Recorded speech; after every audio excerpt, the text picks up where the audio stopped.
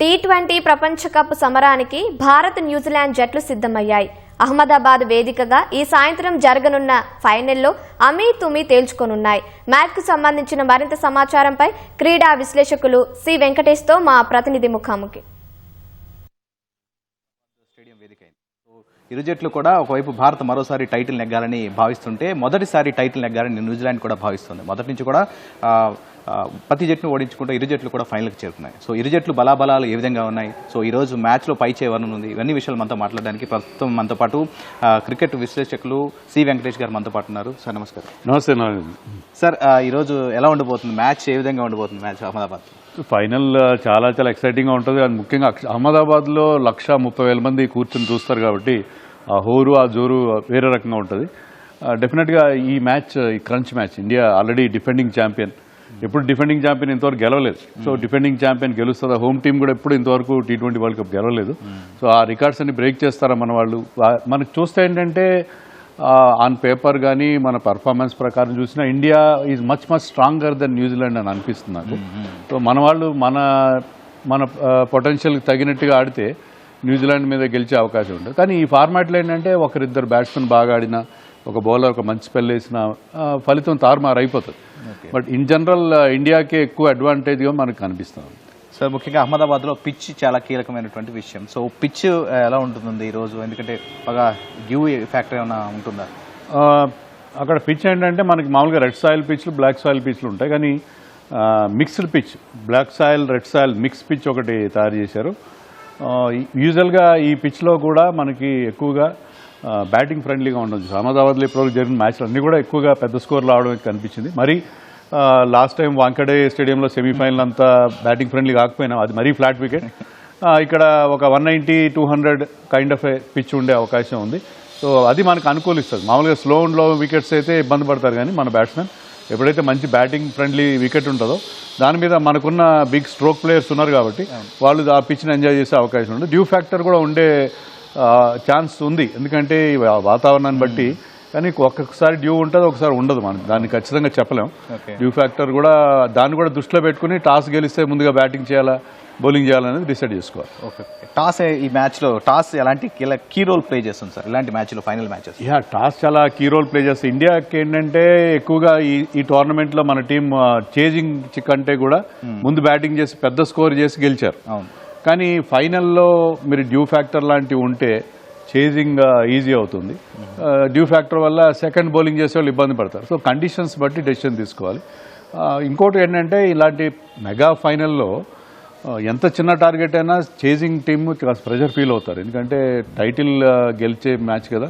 So అందుకని first batting చేస్తే batting friendly pitch ఉంటే బాగా బ్యాటింగ్ అనుకూలంగా ఉంటుంది అనుకుంటే మన స్ట్రెంత్ అదే కాబట్టి ముందుగా బ్యాటింగ్ చేసి ఎట్లయితే ఇంగ్లాండ్ పైన ఒక 250 స్కోర్ పెట్టారు అలా పెద్ద స్కోర్ బోర్డు మీద పెడితే I think India can win this match అని అనుకుంటున్నాను.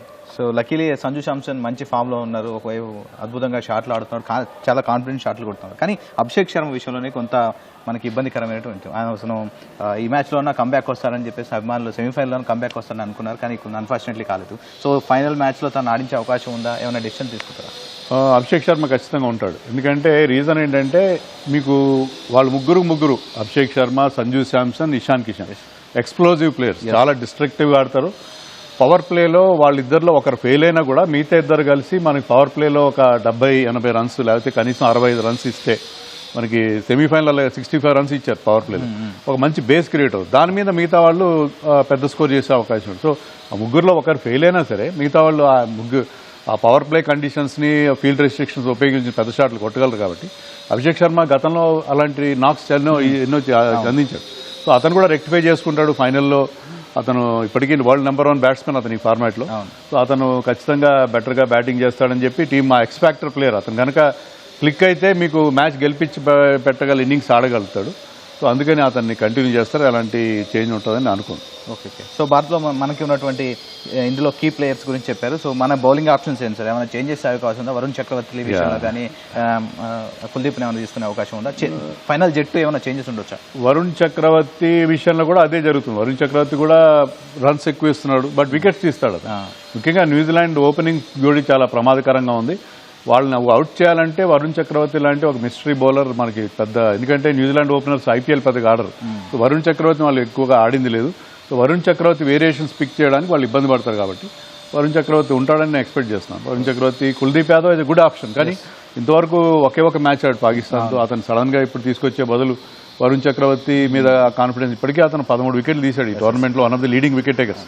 సో రన్స్ ఇచ్చినా కూడా కీలకమైన వికెట్స్ తీస్తాడు. లాస్ట్ మ్యాచ్లో కూడా అతను బట్లర్ని అవుట్ చేశాడు. Butler is dangerous batsmen. So అతను ఆ వికెట్స్ తీస్తాడు కాబట్టి మిడిల్ ఓవర్స్లో వికెట్స్ తీయడం, పవర్ ప్లేలో కానీ మిడిల్ ఓవర్స్లో చాలా ముఖ్యం కాబట్టి వరుణ్తోనే కంటిన్యూ అవుతారని నేను ఎక్స్పెక్ట్ చేస్తాను. ఓకే, మన పేస్ అటాక్ కూడా బాగానే ఉంది. చూసి డెత్ ఓవర్లో కూడా చాలా మంచి బౌలింగ్ చేస్తున్నారు. మనకి బూమ్రా కావచ్చు, తర్వాత హర్షదీప్ సింగ్. సో బుమ్రా లాంటి బౌలర్ మిగతా ఏ టీమ్స్లో లేడు. అతను ఎకానమికల్గా బౌలింగ్ వేస్తాడు, కీలకమైన బ్రేక్ త్రూస్ ఇస్తాడు. టీంకి ఎప్పుడు ఎలాంటి బౌలింగ్ ఇవ్వాలి, ఎంత ప్రెషర్ సిచ్యుయేషన్ అయినా బుమ్రాకి బాల్ ఇస్తే మీకు he will produce the results. ఆ మ్యాజిక్ బుమ్రా మనకి చేసి చూపిస్తాడు. లాస్ట్ వరల్డ్ కప్లో చేశాడు, ఈ వరల్డ్ కప్లో కూడా చేశాడు. అలాగే మనకి హర్షదీప్ కూడా కీలకమైన వికెట్స్ అందిస్తాడు, డెత్లో కూడా మంచి యార్కర్స్ వేయగలడు. అండ్ హార్దిక్ పాండ్యాని కూడా మర్చిపోవాడు. సెమీఫైనల్లో అతను వేసిన 19th ఓవర్లో కేవలం 9 runs ఇచ్చాడు, ఒక వికెట్ తీశాడు. సో అది చాలా కీలకం. దానివల్ల ఏంటంటే లాస్ట్ ఓవర్ శివం దూబే వేసి కొన్ని రన్స్ ఇచ్చినా కూడా మనం స్టిల్ మ్యాచ్ 7 runs తేడాతో గెలిచాం. సో మనకి పేస్ బౌలింగ్ విషయంలో అలాంటి ఇబ్బంది లేదు. మన అక్షర్ పటేల్ కూడా నాట్ ఓన్లీ ఫీల్డింగ్లో, బౌలింగ్ కూడా చాలా మంచి బౌలింగ్ చేస్తాడు, పవర్ ప్లేలో బౌలింగ్ చేస్తాడు. ముఖ్యంగా న్యూజిలాండ్ ఓపెనర్స్ ఇద్దరు రైట్ హ్యాండర్స్ కాబట్టి అక్షర్ పటేల్ అంటే లెఫ్ట్ ఆర్మ్ స్పిన్నర్. పవర్ ప్లేలో వాళ్ళిద్దరి మీద అతన్ని వినియోగిస్తారు. అక్కడ మనకు ఒక బ్రేక్ త్రూ ఇచ్చే అవకాశం కూడా ఉంటుంది డెఫినెట్గా.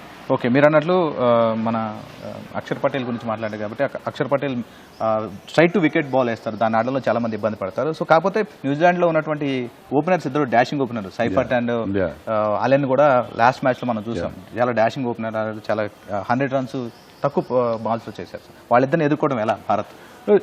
ఇండియాకు ఉన్న ఛాలెంజ్ అదే. ఇప్పుడు మన టీంలో ఒకరి మీద మనం డిపెండ్ కావట్లేదు. సంజు శాంసన్ ఒకసారి, సూర్యకుమార్ ఒకసారి, శివం దూబే, ఇషాన్ కిషన్, ఇలా మనకి డిఫరెంట్ మ్యాచ్ విన్నర్స్ ఉన్నారు. వాళ్ళు ఏంటంటే they are mostly dependent on their openers. Seifert and Finn Allen మీద ఎక్కువ డిపెండ్ అవుతున్నారు కాబట్టి మనం ఏం చేయాలంటే ఓపెనర్స్ని అవుట్ చేస్తే మనకి చాలా వరకు మ్యాచ్ మన గుప్పిట్లో వచ్చే అవకాశం ఉంటుంది.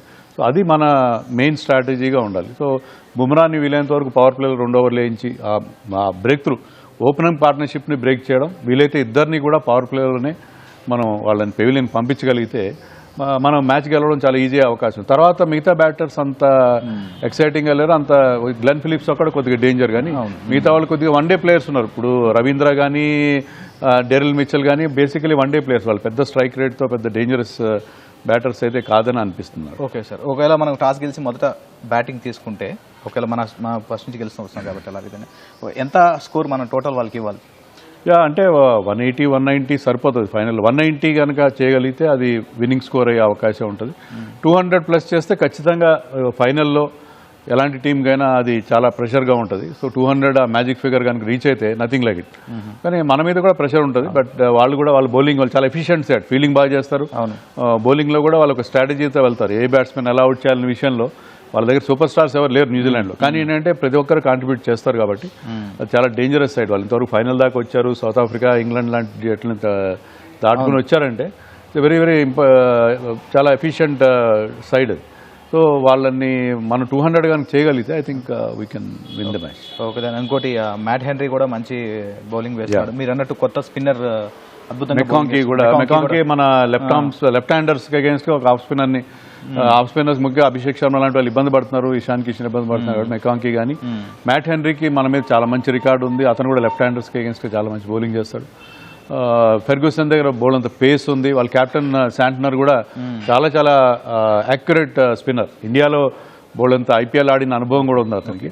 సో వాళ్ళ బౌలింగ్ అటాక్ బాగుంది, కానీ అంత థ్రెటనింగ్ బౌలింగ్ అటాక్ అయితే కాదు వాళ్ళది.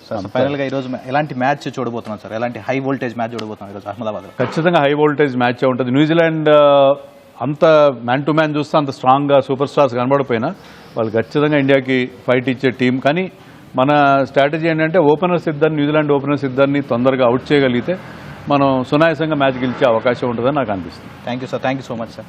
సో చూసాం కదా న్యూజిలాండ్ని మొదట ఉన్నటువంటి ఓపెన్ సిద్ధన్ని త్వరగా అవుట్ చేయడం వల్ల మనకి మంచి ప్లస్ పాయింట్ అవుతుంది. దాంతోపాటుగా రెండు జట్టు బలాబలాలు చూస్తే కనుక న్యూజిలాండ్తో పోలిస్తే భారత్ చాలా బలంగా ఉంది.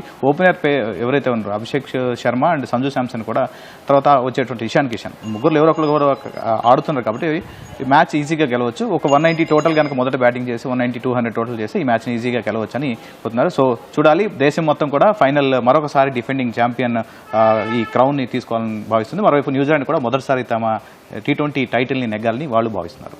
ఓ టు యూ.